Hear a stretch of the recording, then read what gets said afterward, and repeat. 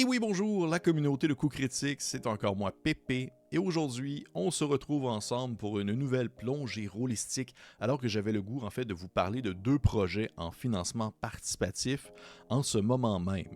Donc, au moment où cette vidéo est disponible publiquement, en janvier 2026, j'ai failli faire la même erreur que je fais chaque année, dire janvier 2025, mais c'est bien janvier 2026, on dit toujours l'année précédente. Eh bien, cette vidéo est pour vous. Deux projets qui ont attiré mon attention et je trouvais ça important en fait d'en parler parce que en fait, c'est des projets qui sont menés par des gens que j'apprécie beaucoup, par des artistes que je trouve très pertinents dans le monde du jeu de rôle, que chaque projet apporte son petit quelque chose avec des thèmes bien différents, mais ils ont tous ce petit je ne sais quoi, ou du moins je sais quoi en fait, qui attire mon attention et qui vient titiller mon intérêt. Un petit quelque chose d'unique à leur table de jeu respective. Et bien entendu, le temps est limité. Alors, au lieu de faire deux vidéos et de perdre le momentum des financements parce que c'est quand même assez important et de ne pas savoir laquelle des deux vidéos je vais faire en premier et de peut-être manquer la seconde et devoir choisir lequel de mes deux enfants je préfère entre ces deux jeux-là, eh bien j'ai décidé de les fusionner ensemble et de faire une seule super vidéo.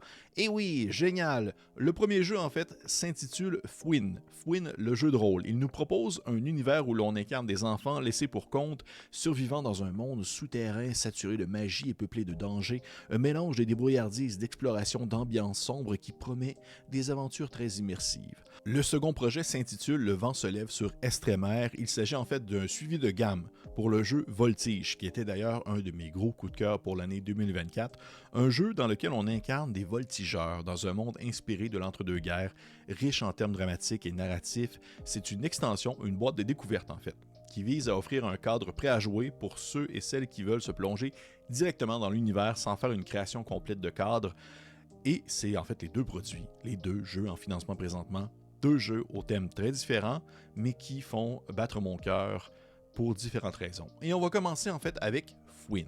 Fwin, c'est une idée originale de Yann Lieby avec des textes de Yann Lieby, Michel Poupard, Mathieu Marchetti. À la relecture, nous avons Arnianka, couverture et illustration Yann Lieby, mise en page Laurent et Mike de Aux Portes de l'Imaginaire. Yann, ça fait longtemps en fait que je le suis sur les réseaux sociaux. Je savais que le projet de Fwin allait éventuellement prendre son envol. Et maintenant qu'il est lancé, je trouve ça merveilleux de voir à quel point ça l'a progressé avec le temps. À quel point Yann a mené à bien ce projet, alors qu'il y a déjà quelques années de cela, il débutait des illustrations qu'il partageait sur les réseaux sociaux pour montrer un peu le monde qu'il tentait de créer. Et je trouve ça vraiment merveilleux à voir aller. Dans Fwin, on incarne des enfants abandonnés, livrés à eux-mêmes et qui ont dû apprendre à survivre dans les profondeurs d'un lieu qu'on nomme le gouffre, qui est un endroit étrange, imprégné de magie, rempli d'artefacts précieux, mais aussi également plein de dangers et imprévisibles. Côté personnage, une Fwin possède des points de cran qui représentent en soi l'énergie vitale, la force d'âme du personnage, des points de matos qui vont représenter la monnaie du jeu et des dons de la fée, qui sont des petites pièces de monnaie bleue et luminescente qu'une Fwin peut obtenir lorsqu'elle rêve de la fée bleue après avoir accompli de bonnes actions. La fée bleue qui est un personnage ancré dans l'univers de Fwin, mais également aussi le nom qu'on donne à la meneuse ou le meneur de jeu. Les Fwin en fait possèdent également 4 traits qui font office de caractéristiques et lorsqu'on souhaite en fait réaliser une action, lorsqu'on souhaite effectuer une action dans Fwin, on effectue un jet de traits. Le niveau du trait indique le nombre de D8 à lancer, parce que oui, Fwin utilise une mécanique de D8. Vous conservez uniquement le résultat le plus élevé dans le paquet de D8 que vous lancez et vous comparez en fait le résultat avec un seuil de difficulté qui est fixé par la fée bleue. Un personnage va posséder ainsi des muscles qui sont utilisés pour le combat au corps à corps, le doigté qui est utilisé pour le combat à distance, les actions qui demandent de la précision, les méninges plutôt dis-je, utilisés pour l'intellect, la perception et l'analyse, la gueule qui est plus le trait social, la volonté, qui est utilisée pour résister à la pression, convaincre, effrayer, etc. Et finalement, chaque Fwin excelle dans une chose bien précise, son truc. C'est le nom, le truc. Cette compétence, cette particularité qui rend une fouine unique, qui permet de la différencier d'une autre et qui lui permet aussi de tirer son épingle du jeu dans un élément bien précis. Et pour que vous le sachiez, parce que c'est pertinent de le mentionner, si vous allez sur la campagne de sociofinancement de Fouine, bien entendu, celle-ci est disponible dans la description de la vidéo, eh bien, vous allez pouvoir télécharger un kit d'initiation qui permet de découvrir le monde de Fouine et dans lequel on présente plusieurs trucs, mais on fait mention également aussi que dans le livre de base, le livre complet, il va y avoir d'autres trucs et des règles supplémentaires qui vont être disponibles. Dans Fouine, le combat se veut rapide et spectaculaire. Il se joue principalement en théâtre de l'esprit, soutenu par un support tactique minimaliste qui sert uniquement à indiquer qui affronte qui est caché, qui est hors combat, à quelle distance se situent les protagonistes. Ce support est appelé le plateau d'escarmouche et ça, c'est quelque chose que j'aime beaucoup. J'aime beaucoup justement les supports visuels pour le combat qui sont semi-abstraits, dans le sens où est-ce que c'est des zones. C'est quelque chose que je faisais dans la saison 1 d'Obélien et que je tente de répéter lorsque je peux dans d'autres parties de jeux de rôle. J'aime beaucoup ça. Je trouve ça le fun. Je trouve ça plus rapide, je trouve ça plus intuitif. Ça nous permet d'avoir une certaine stratégie sans pour autant tomber trop dans le déplacement par case, même si j'aime beaucoup aussi les combats par case. À la limite, je préfère, je pense, un semi-abstrait avec des zones plutôt qu'un abstrait total. Et dans Fouine, on utilise également le principe de passe d'armes. Donc, toutes les actions, lorsqu'on attaque, se déroulent simultanément et seul le vainqueur de la passe inflige des dégâts ou des désagréments à son adversaire. En conclusion, Fouine est un jeu directement inspiré par la mouvance OSR, c'est-à-dire des jeux qui se veulent accessibles pour tout le monde, qui vont demander une compréhension de base des règles pour la mise en pratique de celles-ci, mais qui ne veulent pas non plus trop, en bon québécois, dire s'enfarger dans les fleurs du tapis, c'est-à-dire perdre du temps dans un aspect simulationniste du jeu. Ça reste qu'on est dans un peu plus minimaliste sans pour autant être trop narratif. Ça demeure un jeu dans lequel on va lancer des dés, qui a un maître de jeu qui anime la partie et tout, mais on est là dans cette mentalité, dans la mentalité de vouloir aller au strict nécessaire pour pouvoir faire avancer la partie, pour avoir du plaisir ensemble, et ça, j'aime ça. Et finalement, un dernier élément que j'ai beaucoup apprécié à ma lecture, que ce soit sur la campagne de sociofinancement ou dans le kit d'initiation, c'est qu'on évite à la création. L'univers est riche. J'ai laissé sous-entendre certaines petites choses ici et là qui laissent démontrer un univers qui est déjà préconstruit, la fameuse fée bleue et tout ce que ça implique, mais il y a de nombreux flous ici et là qui permettent en fait aux personnes qui s'aventurent dans Fouine de créer, de concevoir, de répondre à certaines questions. Et ça, j'aime ça. J'aime ça, un jeu qui a une base établie sur son univers, mais qui nous permet de construire par-dessus sans être trop cadré dans un carcan rigide. Et moi, j'apprécie ça. Donc, explorer les souterrains dans une mise en contexte originale, inspirée par The Goonies et D&D, avec une idée OSR derrière. Quoi demander plus? Et maintenant, notre second jeu pour cette vidéo, Le vent se lève sur Estremer, un supplément pour Voltige avec les textes, illustrations et maquettes de Enzo Cavalier. Le gars est fou, c'est un homme orchestre, il fait tout lui-même.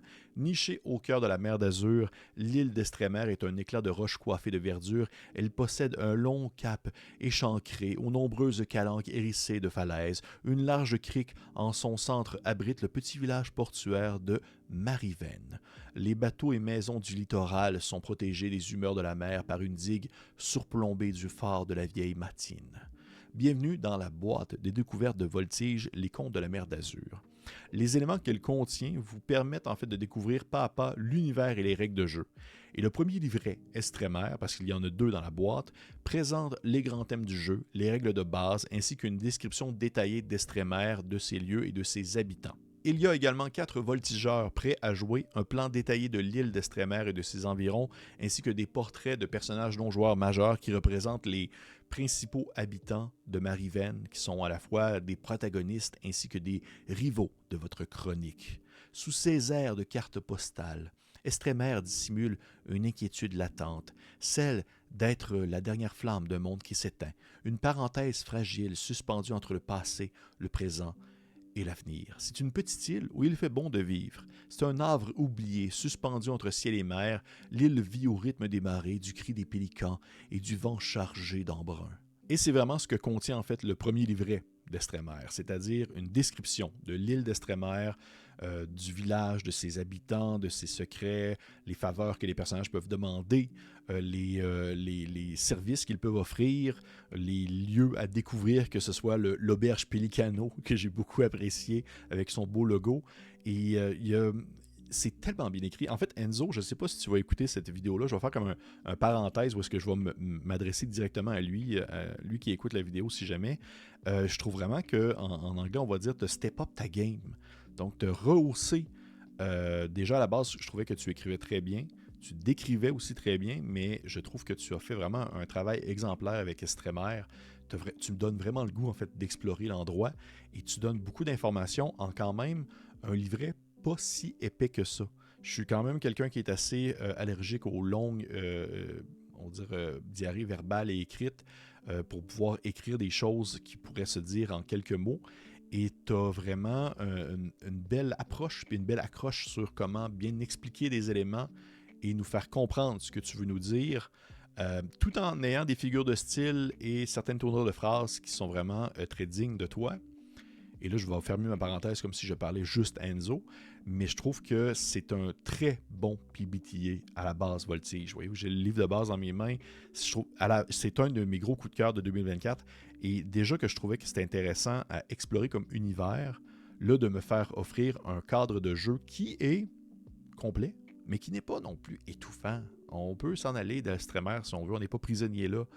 Je trouve ça merveilleux. De son côté, le second livret, intitulé Aventure, présente 6 scénarios qui composent la chronique de Le vent se lève sur Estrémaire.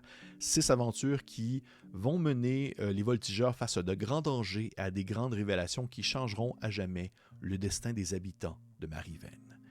Tout ce que je peux dire, c'est que beaucoup de choses très cool dans une boîte d'initiation et à mon sens, c'est une mission réussie. Bien entendu, je n'ai qu'accès, je n'ai vu pour l'instant que la version digitale, mais en voyant la qualité du produit fini physique pour ce qui est du livre de base, je ne suis pas du tout inquiet que le produit final également sera à la hauteur des attentes. Si jamais ça vous intéresse de tester le PBTA, de tester un monde qui va un peu plus up la vie, qui est un peu plus positif, qui est un peu plus aussi coloré, alors que je suis quelqu'un qui est plus orienté sur l'horreur et le sombre et l'OSR. Voltige devrait être à l'opposé de ce que j'aime, puisque c'est du narratif PBTA très positif et très revendicateur. Mais pourtant, j'adore Voltige. J'aime beaucoup ce jeu-là. J'aime beaucoup l'ambiance du jeu. J'aime beaucoup l'espoir qu'il transpose. Et Estrémaire est, à mon sens, une suite logique d'un produit qui est déjà complet et fini. Et si jamais vous n'êtes pas vraiment encore convaincu par justement le jeu de base, le kit d'initiation est parfait pour ça. Il y a tout le nécessaire pour jouer, découvrir Estrémaire et vous donner envie de prendre votre envol et de découvrir davantage le monde de Voltige. Et c'est ce qui conclut cette vidéo. Donc, Estrémaire, Fouine, 2 ouvrages très différents. Un jeu PBTA très coloré, l'autre un jeu inspiré par l'OSR, mais qui n'a pas un système de jeu OSR, qui va plus explorer les souterrains à la noirceur. Un vole dans les airs, l'autre creuse sous terre. Mais les deux ont un univers qui est riche, qui est clairement défini et qui me donne envie de créer. C'est une prouesse que peu de jeux ont réussi à faire, mais ces deux-là le font très bien. Je vous encourage fortement d'aller voir les 2 financements participatifs. Bien entendu, les liens qui mènent aux 10 financements sont disponibles dans la description de cette vidéo. Si ce n'est pas fait, je vous encourage de liker, partager, commenter, laisser un petit pouce vers le haut et on se retrouve la prochaine fois pour une autre vidéo sur un tout autre sujet. Au revoir!